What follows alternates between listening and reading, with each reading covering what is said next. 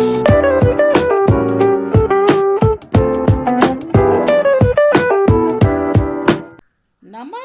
to all my kutti lovely chellams. Welcome. சுஸ்வாகத்தம் to ஜாலிய jolly Hindi class. இந்த வீடியோவில் நம்ம ஒரு பெரிய லேखक பற்றி தான் பார்க்க போகிறோம். அவரோட ஸ்டோரிஸில் உள்ள வேர்ட்ஸ்லாம் ரொம்பவே சிம்பிளாக இருக்கும். மோரோவர் அவரோட ஸ்டோரிஸ் என்டர்டெய்னிங்காகவும் அண்ட் ஃபுல் ஆஃப் இமோஷன்ஸாகவும் இருக்கும். மெயின் திங் அவரோட ஸ்டோரிஸில் ரியாலிட்டி இருக்கும்.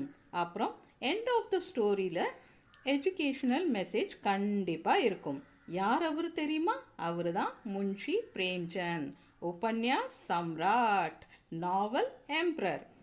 நம்ம ராஷ்டிர பாஷா பாட்டிய புஸ்தகோட பஹலா பத்ர, தட் இஸ் ஃபர்ஸ்ட் பேப்பர், பாக் 2, தட் இஸ் பார்ட் 2, கத்திய 1, that is prose 1, Premchand ji எழுதின சபியதா கா ரகசியோட சாரம் ரொம்ப ஜாலியாக பார்க்கலாமா? Okay, no no no no no no no no तल्लु, वीडियो में स्किप பண்ணாம பாருங்க. शुरू करते हैं. Let's begin. Here we go. सभ्यता का रहस्य पाठ का सारांश लिखिए. Write the summary of the lesson. सभ्यता का रहस्य. सभ्यता का रहस्य means the secret of civilisation. नागरिकतिन रहस्यम. ठीक है. सभ्यता का रहस्य का लेखक, ऑथर, ओके, उपन्यास सम्राट, नावल एम्प्रर प्रेमचंद हैं. इस प्रेमचंद. सभ्यता का रहस्य का लेखक उपन्यास सम्राट प्रेमचंद हैं. द ऑथर ऑफ सभ्यता का रहस्य is novel emperor Premchand. Got it? लेखक के मन में, ऑथर मनसला प्रश्न उठता है, क्वेश्चंस रेस आउदु कि that सभ्य कौन है, who is civilized, और असभ्य कौन है, and who is uncivilized. सभ्यता का लक्षण क्या है, what is the characteristics of सभ्यता. लक्षण ना characteristics. ठीक है. इन प्रश्नों का उत्तर, इन द क्वेश्चंस का आंसर पाने के लिए, கிடைக்கிறதுக்காக वे बहुत चिंतन करते हैं, அவர் ரொம்ப யோசிக்கிறாரு. लेखक के मन में प्रश्न उठता है कि सभ्य कौन है और असभ्य कौन है. सभ्यता का लक्षण क्या है? इन प्रश्नों का उत्तर पाने के लिए वे बहुत चिंतन करते हैं. A question arises in the author's mind that who is civilized and who is uncivilized. What is the characteristics of civilization? He thinks a lot to get answers to these questions. Okay? யார் நாகரிகம், யார் நாகரிகம் இல்லாதவர் என்ற கேள்வி எழுத்தாளரின் மனதில் வருகிறது. நாகரிகத்தின் பண்புகள் என்ன? இந்த கேள்விகளுக்கான பதில்களை பெற அவர் நிறைய யோசிக்கிறாரு. क्या किसी को बाहर से देखकर उनको सभ्य या असभ्य कह सकते हैं? Can we call someone civilized or uncivilized by looking at them from outside? बाहर से देखकरना அவங்களோட physical appearance பார்த்து, ठीक है, வெளியில் இருந்து பார்த்து ஒருவரை நாகரிகம் அல்லது நாகரிகம் இல்லாதவர்கள் என்று அழைக்கலாமா? इस संदर्भ में, इन दिस कॉन्टेक्स्ट, लेखक ऑथर राय रतन किशोर नामक आदमी की कहानी बताते हैं. Tells the story of a man named Rai Ratan Kishore. इस संदर्भ में लेखक राय रतन किशोर नामक आदमी की कहानी बताते हैं. In this context, the author tells the story of a man named Rai Ratan Kishore. இந்த சூழலில் ராய் ரத்தன் கிஷோர் என்ற மனிதனின் கதையை சொல்கிறார் எழுத்தாளர். ठीक है. राय किशोर बाहर से अत्यंत सभ्य दिखाई पड़ते हैं. राय किशोर looks very civilized from outside. Rai Kishore வெளியில் இருந்து பார்த்தால் மிகவும் நாகரிகமாக தெரிகிறார். वे रिश्वत तो नहीं लेते, அவர் லஞ்சம் வாங்க மாட்டார். लेकिन वे अधिक दौरे पर जाते हैं, ஆனால் அவர் அதிகமாக டூருக்கு போகிறாரு. और यात्रा भत्ते के रूप में एंड ट्रैवल अलाउंसेस फॉर्मला धन कमाते हैं, पणम संपादिक्கிறாரு. वे रिश्वत तो नहीं लेते, लेकिन वे अधिक दौरे पर जाते हैं और यात्रा भत्ते के रूप में धन कमाते हैं. He does not take bribes, but he go on more tour and earn money in the form of travel allowances. அவர் லஞ்சம் வாங்குவது இல்லை, ஆனால் அவர் அதிக சுற்றுப்பயணங்களுக்கு சென்று பயணப்படியாக பணம் சம்பாதிக்கிறார். ठीक है, समझा? गुड. उनके घर में அவர் வீட்டில் दमड़ी नामक एक नौकर, दमड़ी என்ற வேலைக்காரன் काम कर रहा था, வேலை பார்த்துட்டு இருந்தான். उनके घर में दमड़ी नामक एक नौकर काम कर रहा था. A servant named Damdi was working in his house. Damdi என்ற வேலைக்காரன் அவர் வீட்டில் வேலை செய்து கொண்டு இருந்தான். एक रात, one night, दमड़ी के घर में, दमड़ी வீட்டில் कुछ मेहमान आ गए, சில விருந்தாளிகள் வந்தாங்க. इसलिए அதனால वह रात, அந்த நைட்டு काम पर नहीं आ सका, வேலைக்கு வர முடியவில்லை. एक रात दमड़ी के घर में कुछ मेहमान आ गए, इसलिए वह रात काम पर नहीं आ सका. One night some guests came to Damdi's house, so he could not come to work that night. ஒரு நாள் இரவு சில விருந்தாளிகள் தம்டியின் வீட்டிற்கு வந்ததால் அன்று இரவு அவனால் வேலைக்கு வர முடியவில்லை. न आने के लिए, दमड़ी वराद कारणताल. राय साहब ने दमड़ी पर, राय साहब வந்து दमड़ीட்ட ₹2 का जुर्माना लगाया, ₹2 ஃபைன் கட்ட சொன்னார். जुर्माना फाइन. न आने के लिए राय साहब ने दमड़ी पर ₹2 का जुर्माना लगाया. राय साहब imposed a fine of ₹2 on Damdi for not coming. दमड़ी வராத காரணத்தால் ராய் சாஹாப் அவனுக்கு ₹2 அபராதம் விதித்தார். சம்ஜ? ஆவும் தம்டி. ராய் சாப் இதுக்கெல்லாமா ஃபைன் கட்ட சொல்லுவார்? ராய் சாப், நீங்கள் ரொம்ப பேட் மேன். ஓகே, दमड़ीக்குள்ள ஃப்ளாஷ்பேக் பார்க்கலாமா? दमड़ी के पास कुछ ज़मीन थी. दमड़ी had some land. दमड़ीக்கு கொஞ்சம் நிலம் இருந்தது.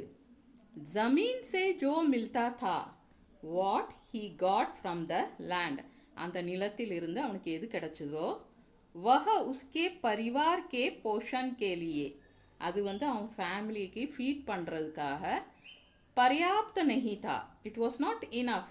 ஓகே, போதுமானதாக இல்லை. ज़मीन से जो मिलता था वह उसके परिवार के पोषण के लिए पर्याप्त नहीं था. What he got from the land was not enough to feed his family. அந்த நிலத்தில் அவனுக்கு கிடைத்தவை குடும்பம் நடத்த போதுமானதாக இல்லை. उसके पास 2 बैल थे. He had 2 bulls. அவனிடம் 2 காளைகள் இருந்தன. वह चाहे तो मजदूरी करके, அவன் விரும்பினால் கூலி வேலை செய்து पैसा कमा सकता था, சம்பாதிச்சிருக்க முடியும். लेकिन ஆனால் किसान के लिए, for a farmer, किसी के यहाँ जाकर, ஒருவரின் வீட்டிற்கு சென்று, मजदूरी करना, கூலி வேலை செய்வது, अपमान का विषय था, அவமானகரமான விஷயம்.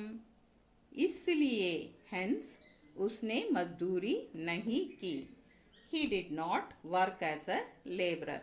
ठीक है, वह चाहे तो मजदूरी करके पैसा कमा सकता था, लेकिन किसान के लिए किसी के यहाँ जाकर मजदूरी करना अपमान का विषय था, इसलिए उसने मजदूरी नहीं की. If he wanted, he could have earned money by working as a laborer. But for a farmer, going to someone's house and working as a laborer was a matter of humiliation. Hence, he did not work as a laborer. அவன் விரும்பினால் கூலி வேலை செய்து பணம் சம்பாதிக்கலாம். ஆனால் ஒரு விவசாயி ஒருவரின் வீட்டுக்கு சென்று கூலி வேலை செய்வது அவமானகரமான விஷயம். அதனால்தான் அவன் கூலி வேலை செய்யவில்லை. बैल रखना किसान के लिए गौरव का विषय था. Keeping the bulls was a matter of pride for the farmers. इसलिए hence अनेक परेशानियों के बीच में भी even in the midst of many difficulties also वह बैलों की रक्षा करता था. He protected the bulls. बैल रखना किसान के लिए गौरव का विषय था. इसलिए अनेक परेशानियों के बीच में भी वह बैलों की रक्षा करता था. Keeping the bulls was a matter of pride for the farmer. Hence he protected them even in the midst of many difficulties. காளைகளை வளர்ப்பது விவசாயிக்கு பெருமையாக இருந்ததால் பல பிரச்சனைகளுக்கு மத்தியிலும் காளைகளை பாதுகாத்து வந்தான். ठीक है. इधर गरीब किसान, இங்கே ஏழை விவசாயிகள். परंपराओं से चली आ रही बातों का अनुपालन, பாரம்பரிய வந்துட்டு இருக்கக்கூடிய விஷயங்களை ஒபே பண்ணுறது. அனுபாலன்னா ஒபே பண்ணுறது. कितनी कठिनाइयों के बीच में भी निभाता है. எவ்வளோ டிஃபிகல்ட்டிஸ் இருந்தாலும் அதை அவன் ஃபுல்ஃபில் பண்ணிடுறான். इधर गरीब किसान परंपराओं से चली आ रही बातों का अनुपालन कितनी कठिनाइयों के बीच में भी निभाता है. Here poor farmers follow the traditions even in the midst of many difficulties. இங்கே ஏழை விவசாயிகள் பல சிரமங்களுக்கு மத்தியிலும் பாரம்பரியத்தை பின்பற்றுகின்றனர். ராய் साहब के बाप दादा आदि ने दान धर्म, ராய் சாஹாபோட முன்னோர்கள், பாப் தாதானா முன்னோர்கள், ने दान धर्म, दान धर्मना चैरिटी, पूजा पाठ वழிபாடுகள், आदि में मन लगाकर खर्च करते थे. அதிலலாம் அவங்க ரொம்ப தாராளமாக செலவு பண்ணிட்டு இருந்தாங்க. लेकिन ஆனால் राय साहब ने अपने पास बहुत धन होने पर भी, ஆனால் ராய் சாஹாப் கிட்ட நிறைய பணம் இருந்தாலும் தான் தர்ம சேரிட்டி, பூஜா பாட் வழிபாடுகள், ஆதி சப் குச் छोड़ दिया, எல்லாத்தையும் விட்டுட்டாரு. राय साहब के बाप दादा आदि ने दान धर्म, पूजा पाठ आदि में मन लगाकर खर्च करते थे. लेकिन राय साहब ने अपने पास बहुत धन होने पर भी दान धर्म, पूजा पाठ आदि सब कुछ छोड़ दिया. राय साहब's forefathers used to spend generously in charity, worship, etc. But Rai Sahab, despite having a lot of money, gave up charity, worship, etc.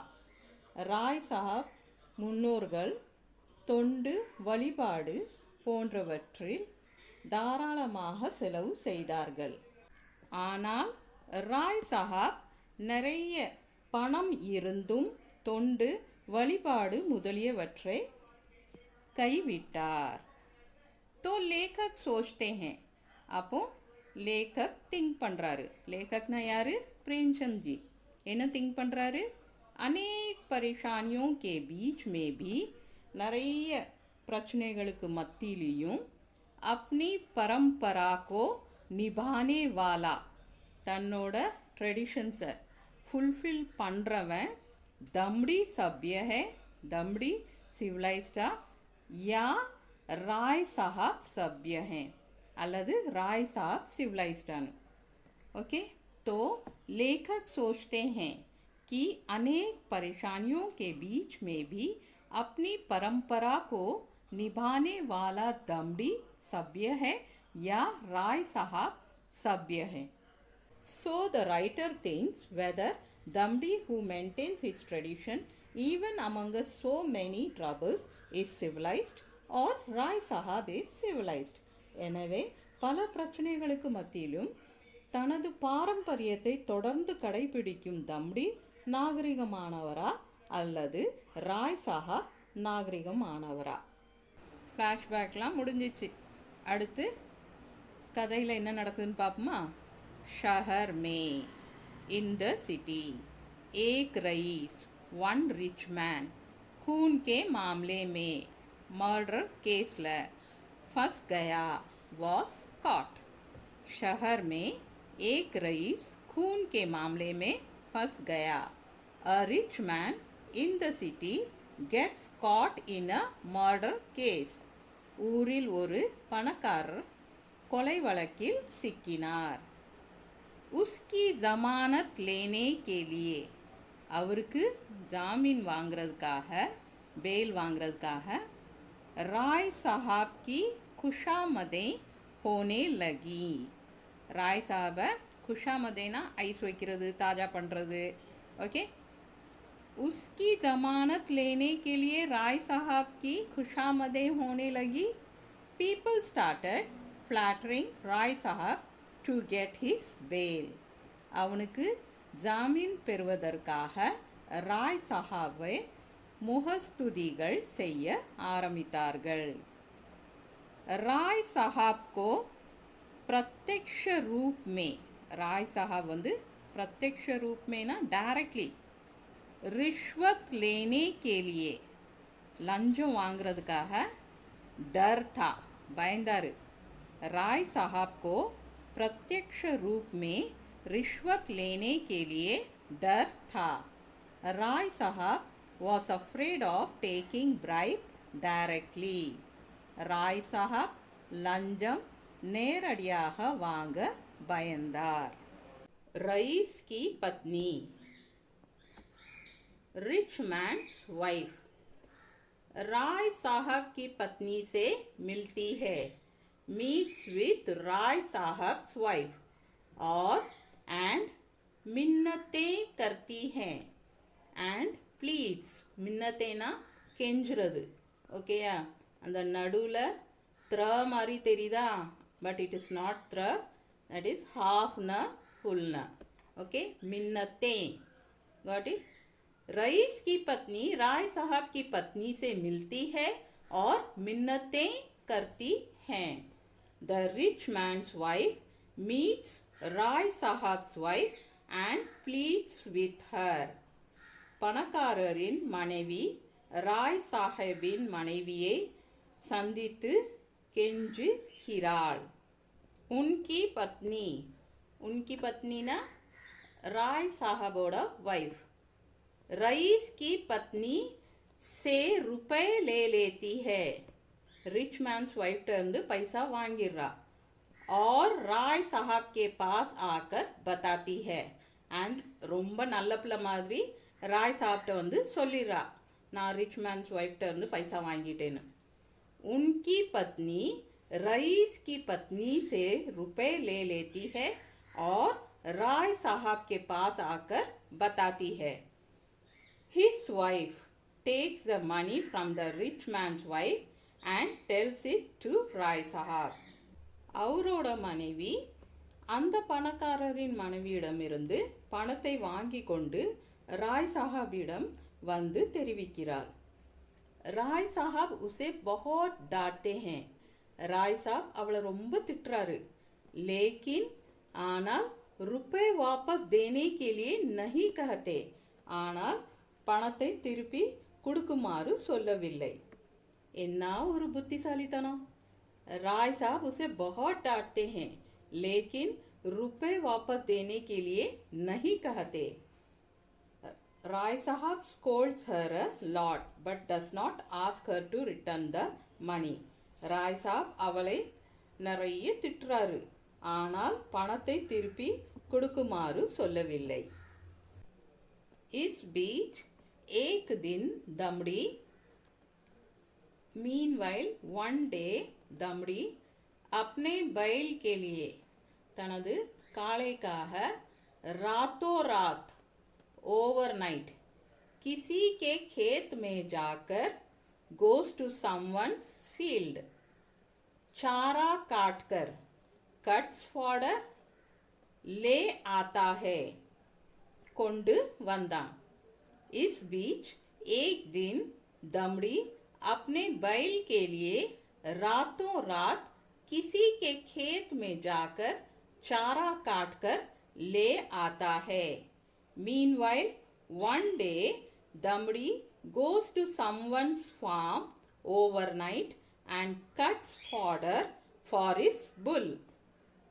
இதற்கு இடையில் ஒரு நாள் தம்டி இரவோடு இரவு ஒருவரின் வயலுக்கு சென்று தனது காளைக்கு தீவனம் கொண்டு வந்தான் चारा लेकर आते समय while bringing fodder वह सिपाही द्वारा पकड़ा जाता है he is caught by the police चारा लेकर आते समय वह सिपाही द्वारा पकड़ा जाता है while bringing fodder he is caught by the police தீவனம் கொண்டு வரும்போது போலீசிடம் சிக்கினான் मामला मैटर राय साहब के सम्मुख राय साहब मुन्नाडी आता है वर्द मामला राय साहब के सम्मुख आता है द मैटर कम्स बिफोर राय साहब இந்த விஷயம் राय साहब मुन வருகிறது राय साहब ने कठोरता से कहा राय साहब सेड हार्शली कठोरता ना हार्शली यह तो मेरी बदनामी की बात है இது வந்து எனக்கு அவமான தரக்கூடிய விஷயம் तेरा क्या बिगड़ा உனக்கு என்ன 6 महीने की सजा हो जाएगी 6 மாதம் தண்டனை கிடைக்கும் और राय साहब ने दमड़ी को 6 महीने की एंड राय साहब दमड़ी की 6 months सख्त कैद का हुक्म सुना दिया कड़ुम कावल சிறையில் அடைக்க உத்தரவிட்டார் ओके राय साहब ने कठोरता से कहा यह तो मेरी बदनामी की बात है तेरा क्या बिगड़ा 6 महीने की सजा हो जाएगी और राय साहब ने दमड़ी को 6 महीने की सख्त कैद का हुक्म सुना दिया राय साहब said harshly this is a matter of defamation for me what for you you will get 6 months punishment and Rai Sahab sentenced Damdi to 6 months of rigorous imprisonment. இது எனக்கு அவப்பேரை ஏற்படுத்தும் விஷயம் என்று ராய் சாப் கடுமையாக கூறினார் உனக்கு என்ன 6 மாதம் தண்டனை கிடைக்கும் மேலும் ராய் சாப் தம்டியை 6 மாதங்கள் கடும் காவல் சிறையில் அடைக்க உத்தரவிட்டார் उसी दिन on the same day rice की मुकदमे में खून के लिए पणकारर कोलाई वलक्किल जमानत मिल जाता है gets the bail उसी दिन रईस की मुकदमे में खून के लिए जमानत मिल जाती है on the same day rich man gets bail in the murder case அதே நாளில் பணக்காரர் கொலை வழக்கில் ஜாமீன் பெறுகிறார் என்ன கொடுமை பகவானே இது अंत में लेखक कहते हैं at the end the author says आप बुरे से बुरे काम करें நீங்கள் மோசமான செயல்களை செய்யலாம் लेकिन ஆனால் उन पर पर्दा डाल सकते तो அதை மூடி மறைச்சிங்கன்னா आप सभ्य हैं நீங்கள் civilized अगर नहीं डाल सकते तो if suppose நீங்கள் அதை மூடி மறைக்க முடியலன்னா आप असभ्य और बदमाश हैं நீங்கள் uncivilized and scoundrel okay अंत में लेखक कहते हैं, आप बुरे से बुरे काम करें, लेकिन उन पर पर्दा डाल सकते तो आप सभ्य हैं, अगर नहीं डाल सकते तो आप असभ्य और बदमाश हैं। In the end, the author says, you may do the worst of deeds, but if you can cover them, then you are civilized. If you cannot, then you are uncivilized and a scoundrel. இறுதியில் எழுத்தாளர் கூறுகிறார், நீங்கள் மோசமான செயல்களை செய்யலாம், ஆனால் நீங்கள் அவற்றை மறைக்க முடிந்தால் நீங்கள் நாகரிகம், மறைக்க முடியவிட்டால் நீங்கள் அநாகரிகம் மற்றும் அயோக்கியன். ஆக்சுவலி இந்த லெசனோட கிளைமேக்ஸில் லாஸ்ட் 2 லைன்ஸ் இருக்கு இல்லையா, आप बुरे से बुरे काम करें लेकिन उन पर पर्दा डाल सकते तो आप सभ्य हैं, अगर नहीं डाल सकते तो आप असभ्य और बदमाश हैं. இதுதான் சभ्यता ரகசிய, நாகரிகத்தின் ரகசியம், சீக்ரெட் ஆஃப் சிவிலைசேஷன். மனித உணர்வுகளை அழகா சித்தரிக்கும் இந்த நாவல் சக்கரவர்த்திக்கு ஒரு கிரேட் சல்யூட். प्रेमचंद जी, आपका सभ्यता का रहस्य पाठ வேற வேற வேற லெவல். ரொம்பவே நிறுத்தி நிதானமாக தான் நான் உங்களுக்கு एक्सप्लेन பண்ணியிருக்கிறேன். उम्मीद है आप लोगों को अच्छी तरह से समझ में आ गया होगा. Hope you all understood very well. நம்ம எக்ஸாம் பாயிண்ட் ஆஃப் வியூவில் மட்டும் படிக்காமல் नॉलेज पर्पस्काகவும் படிக்கணும். ठीक है? अच्छा, फिर मिलते हैं. बाय टू ऑल माय कुटी कुटी लवली चलम्स. Take care.